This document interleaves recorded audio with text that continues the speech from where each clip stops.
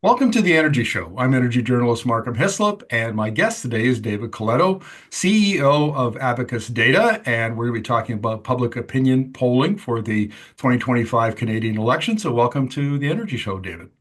Great to be here, Markham. Thanks for having me.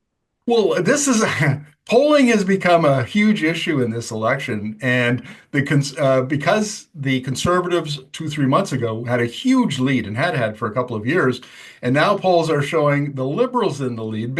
So there's been a big swing since Prime Minister Justin Trudeau, former Prime Minister, stepped down in January, and we see the Conservative supporters saying, "Do you believe the polls?" They have T-shirts with that written on. What's your take on the rapid swing in public opinion in this election? Well, I mean, to simplify to its core, I mean, the world's fundamentally changed over the last 3.5 months. But I think three factors are really important. One is, as you mentioned, Justin Trudeau resigning was, I think, essential for the Liberals to be in a place where they could compete again.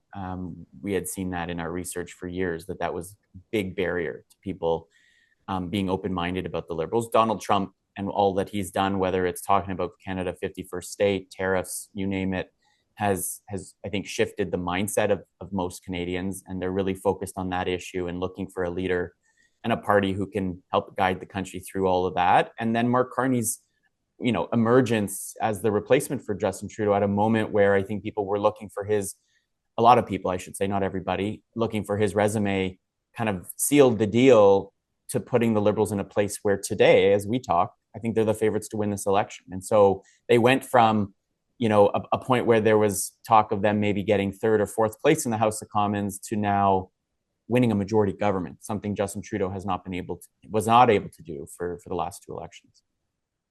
There's an old saying that Canadians don't elect governments, we throw out governments. And that certainly seemed to be the case. Justin Trudeau had been prime minister for 10 years, and people had just grown tired of it, and that was reflected in the polling and the in news media coverage. But I don't think I've ever seen an election where a leader stepped down and public opinion swung as quickly as it did this time. Is it just a matter of the factors that you laid out there?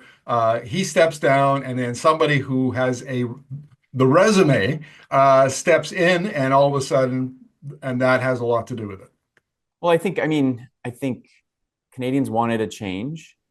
Justin Trudeau stepping away helped solve a lot of that. I mean, most people don't know who the cabinet is in Ottawa. Who, like the head of the government is pretty much the most is the stronger focal point for people. And so, Trudeau stepping away, I think, had a huge effect on that. I mean, there's a chart we have where we track government's approval rating, and literally the week Mark Carney took over, it reset. It went from 60% disapproving to 32, literally overnight. So there was almost this, depending on your perspective, either like a reset or amnesia kind of that set in really quickly to the Canadian public. And I think, Mark Carney, to his credit, if knowing that Justin Trudeau was his biggest liability, did some things in his first week in office that, getting rid of the consumer carbon price, making changes to capital gains taxes. Those were two of the most unpopular things of the Trudeau government. And he signaled right away that he was going to change it, and was able to, I think, also, because he wasn't part of that government in the leadership race, talk about, describing the Canadian economy as weak, for example. That's something Chrystia Freeland or, anyone who was in that government would be hard pressed to do. Carney was able to create that distance, which I think gave a lot of people comfort that there was change. And then Trump created the demand for something different. Let's talk about the French debate last night. And for our American viewers, I should point out there are four major political leaders, and I'll just give them to you. Mark Carney leads the Liberal Party, Pierre Poilievre, the Conservative Party, Jagmeet Singh, the NDP, which is kind of the left-leaning party in Canada, and then Yves-François Blanchet, the Bloc Québécois. So, what's your overall take on the French debate last night? Well, I think it was a good debate. I'm not my French isn't very good, so I listened to the dubbed version, and so you don't always get the nuance and the way that they talk about things. But I always find actually the French debates to be more interesting because they're less they're less annoying, I guess, as a viewer. And I think you saw, you know, some clear lines being drawn on some issues. You had a lot of interesting conversations on a number of issues. I don't know if it will have much impact. I look at that debate and I said, I think everybody kind of did what they had to do, and as a result, it was a draw. No one stumbled, no one hurt themselves. I think for again, back to your American viewers, we have a public broadcaster, and the conservative leader has promised to defund the English version of that.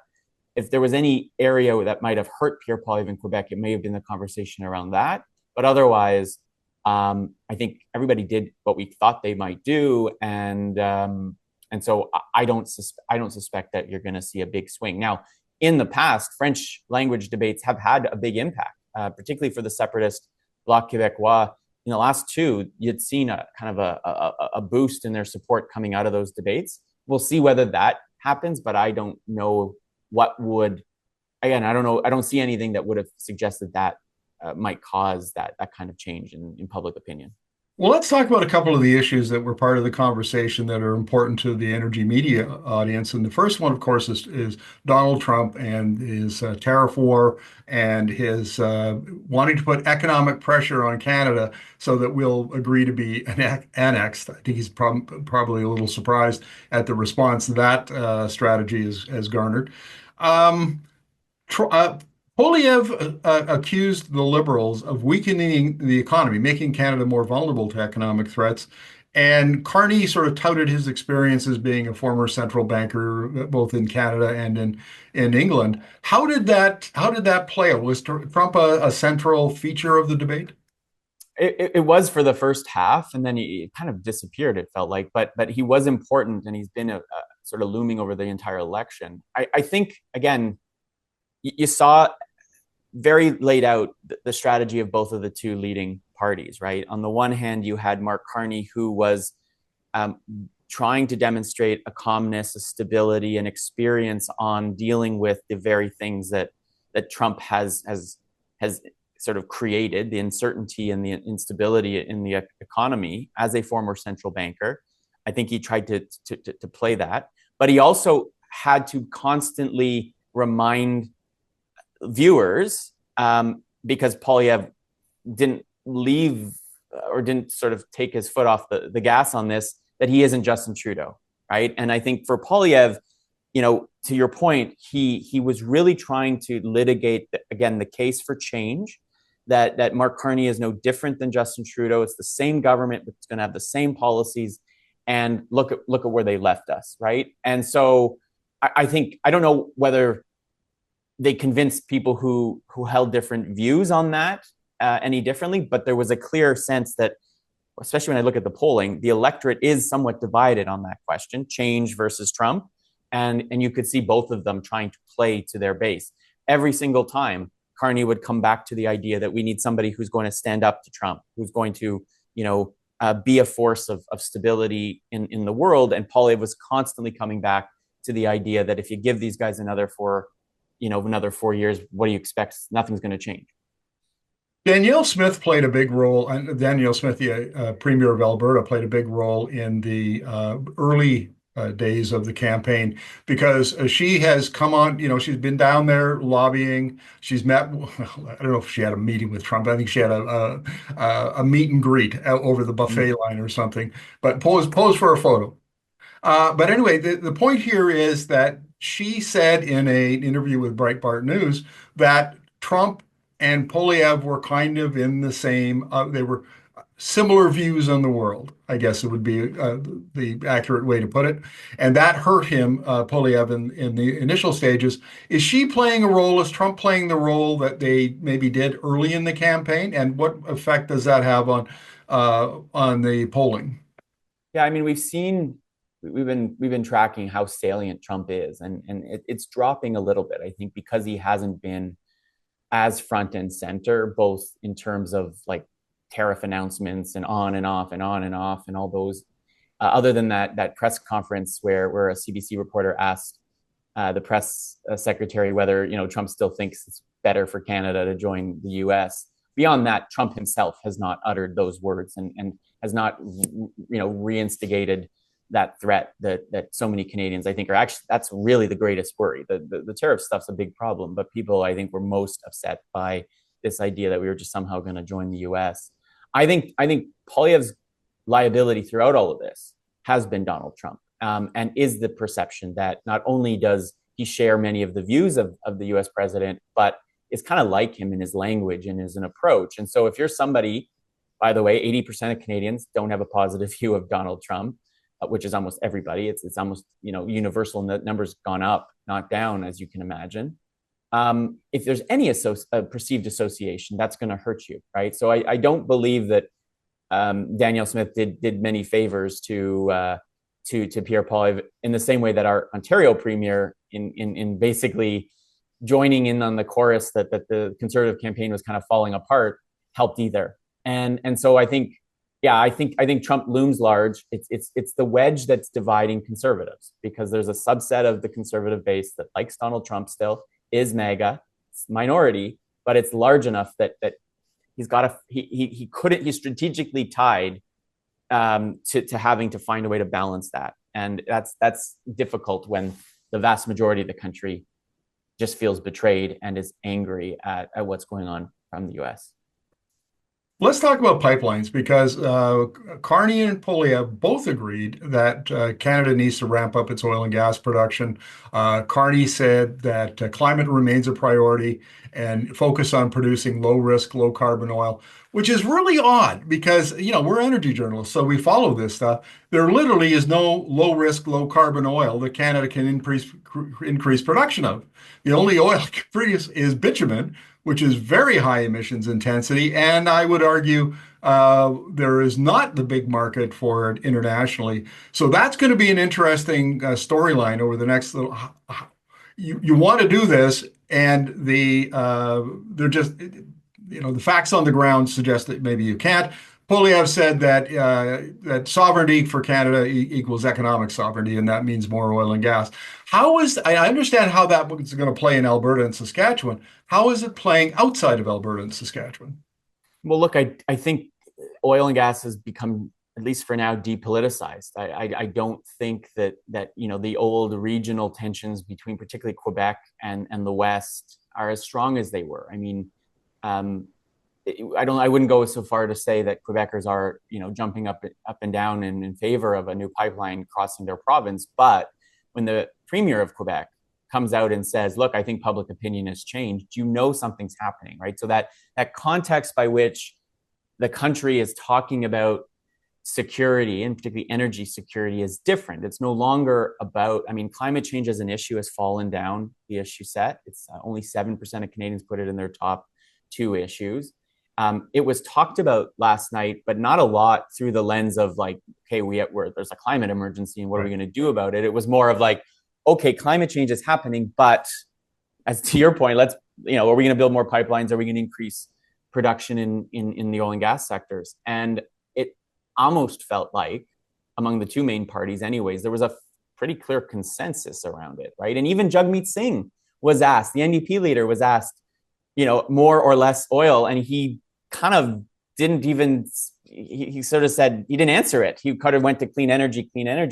And so I think it's a really interesting shift that you went from that issue being pretty divisive in the past 10 years to now, because of Trump, I think, there's less of it. And again, if you're an environmentalist or you're somebody who's a climate concerned about all of this and doesn't believe that increasing oil production is a good thing, you probably watched last night and said, who's left to speak to the other side of this argument? Because it didn't, other than the Bloc, it didn't really sound like there was a dissenting perspective.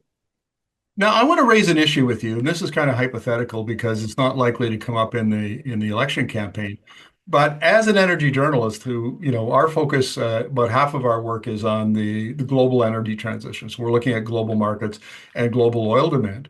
And what my response to the increased oil production camp is, show me your math. Because I look at the IEA, International Energy Agency, modeling and other modeling from like Bloomberg and Rystad and so on, and there's no market. By the time we get a pipeline built, we'll probably hit peak oil demand. And at some point, does this get beyond the pressure for more oil and gas production? At what point do we start saying, okay, here's the reality on the ground. How is this going to affect? What should we do? Or are we going to be pressing forward to this just based on the narrative that we need to do something to respond to Trump? I think this is politics. I'm not sure rational policymaking is very much in the thinking right now. Again, keep in mind how emotional I think the public is at all of this, how a sense of precarity has kind of taken over, and it's easy for us to get focused in on the idea that, oh well, we import so much oil from the United States, we've got to correct that, and we've got all this oil, and why are we selling it south? We should be selling it east. Um, Whether that continues and how long that continues, I'm not sure. But I think right now, Mark Carney is, I think, trying to neutralize the issue more than anything, and he's trying to win some seats in Alberta. He's from Alberta, and I think that's part of it. But will we see pipelines being built? That's beyond my expertise to say. But I think that at this moment, public opinion's there. Does it stick? I don't know. And I think getting through this immediate economic anxiety that people are feeling is going to be more important than is this actually good policy right now? Right. So politics triumphs math at this point in the game. Yes. And at some Yes. point, the new leader and new prime minister is going to have to address the issue of, is a pipeline, one or more pipelines, are they economic? Do they justify taxpayer investment, that sort of thing? Okay, so we'll put that one to bed for now. Yeah. On April 14th, you wrote a Substack that I found really interesting. The title of it is "The Resilient Appeal of Mark Carney is one of the biggest stories of this election." And what you dealt or you talked about it a little bit earlier in the interview, but can we go and get into this in a little more depth? And I'm kind of curious what your polling shows about why he's resilient. Yeah. So the basic premise was, I mean, there's a simple data story here in that throughout this campaign, at least until our last survey, where we've seen his negatives go up, but still, Mark Carney is the most popular political leader in the country. For most of this campaign, his positives have gone up and his negatives have gone down, which is very rare. Elections are highly intense moments. Everyone's going after each other, and to see a political leader continually improve his rating and do it in a way that is far and beyond anything we've seen, basically since for over almost 14, 15 years in Canada, is the story. What's driving it? I think one is every time his opponents have tried to define him, they've raised things that actually right now are virtues, not vices, right? So this is kind of inside, a little bit inside baseball, but early on in the campaign, there was a story about how Mark Carney, supposedly plagiarized in his PhD dissertation while at Oxford, that he miscited something. Well, for a lot of Canadians, they don't think he's the kind of guy who plagiarizes, because look at the success he's had in his career. He must be actually good at something. Oh, and by the way, we've reminded or told most of the country that he has a PhD in economics, which is kind of something people think we need right now, right? Someone with expertise. Then they go after him and his time at Brookfield. But I think it again informs people about, oh, you mean he's got business experience? And Pierre Poilievre hasn't had any, because he's been an elected official pretty much his whole entire life. Every time they've tried to undermine him, I think it's had the opposite effect. And I think more importantly, for a sizable portion of Canadians, they are looking for not quite a savior, but somebody who is going to guide the country through this. And Mark Carney wasn't that well known when he became prime minister, but in a very short order, I think has validated a lot of people's perceptions. And I think even if we're starting to see his negatives slightly go up, he could end this campaign in a way that very few political leaders do, and that's with a more positive than negative impression of him. What comes up over and over again in my conversations with people in real life and on social media is the way Carney conducts himself. He's very calm. He doesn't get rattled. He has, as I said on an earlier show, he thinks in paragraphs. He's very, very well spoken. And he gives this sense of if he were prime minister on April 28th, if he becomes prime minister again, that steady hand is on the rudder. Does that play into much? And can your polling capture that? Yeah, it very much does, right? Like it's you think of framing of this election, it's like stability versus disruption, and Poilievre represents the complete opposite, really, or at least he has to that kind of Carney stability, calmness, right? Poilievre has been talking about disrupting institutions, changing the way things are done. And that was very much in vogue in 2023 and 2024 because Canadians thought the country was in a pretty tough place and they wanted somebody to come in and kind of rattle things and almost break it to fix it, right? That's not the case today. I think there's a sizable, probably majority view in this country that actually less disruption, less chaos, less change is actually what we want. And I think Carney represents enough change. He's not Trudeau.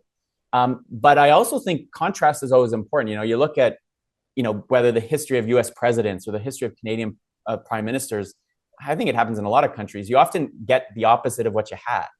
And I think Mark Carney, if you compare Mark Carney and Justin Trudeau, they're both liberals, but one was very dramatic and performative and charismatic. And Mark Carney is not those things. He's very boring and sober and thoughtful. And I think there is an audience in Canada for thoughtfulness right now. I mean, I always think back, some of your listeners and viewers might remember The American President, the US, that movie with Michael Douglas in the late 90s. He made that final speech where he said, serious times require serious people.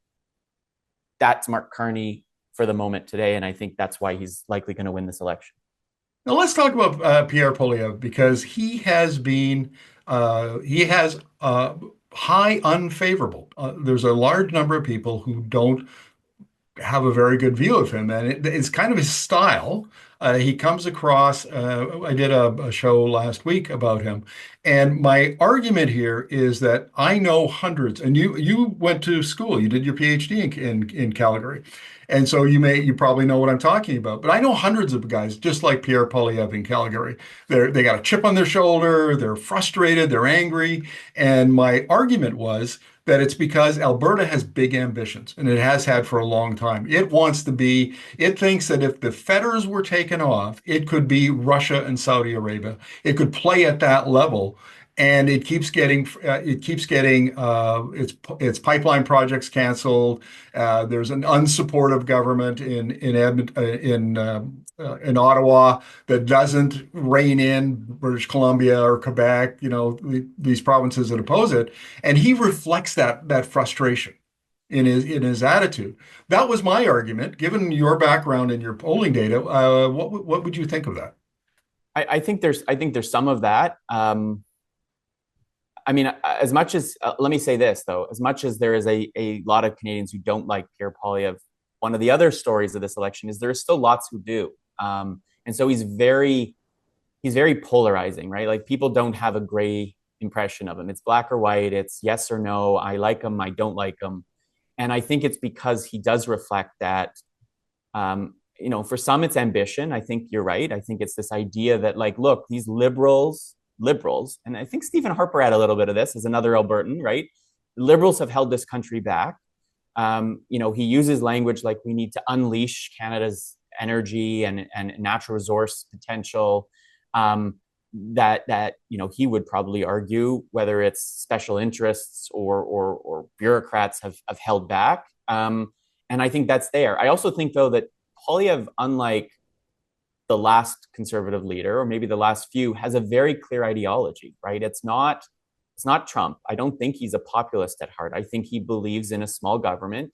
I think he believes in kind of freedom as he talks about it, economic freedom. And I think he's deeply frustrated by what he believes is policy choices that are the opposite of that. So now the problem is I think people could look past that in the past because all they wanted was change. And one of the things I think Pierre Poilievre failed to do as leader of the opposition is he was successful at convincing people they wanted change, but didn't do the work to convince them that he could be prime minister. And so now he finds himself up against an opponent who, like, drips competence and experience. And now, despite having a ton more political experience than Mark Carney, finds himself being able to articulate the problems, just not being the person people think can solve them. Yeah, that I think that's a fair estimation of the way Canadians think about polio.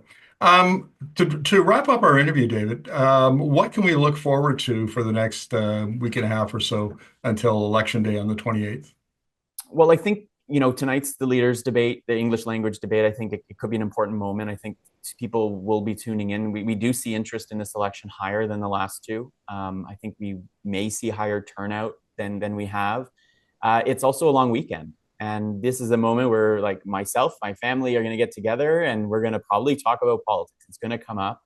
And so I think this will be the moment where either opinions firm up, really firm, and people are going to start voting in advanced polls as well, or there could be some change. I don't see the conversation and the things that are being infused into this conversation being sufficient enough to change where this election's going. It's tightened up a little bit, right? But the Liberals still have a big advantage because of the regional dynamics at play. And so unless tonight and the conversation that comes after tonight is profound, like I think we have to all leave watching this debate and say, wow, that's a moment. And the rest of the country has to say that's a moment in order for, I think, the Conservatives to be in a position. So I still am bullish on the Liberals winning, looking at my data. And so, I mean, I'm never going to hedge and say, oh, well, it's a guarantee, but I'd have to see a lot of different things happening in the polls for me to feel otherwise. You're as confident as a pollster can be heading into the final 10 days of the campaign. Great. Well, thank you very much. But maybe this is always how we say. Yeah. Fair enough. Well, thank you very much for this. Really appreciate it. We'll maybe have you on before Election Day to give us a little bit of a preview. So, merci. You're very welcome. Thanks, Markham. Thanks for watching the show. We are on a mission to reach 10,000 subscribers and over 1 million views. If you're enjoying the content, give us a thumbs up, share your thoughts in the comments, and subscribe to our channel. Thanks for being part of our community.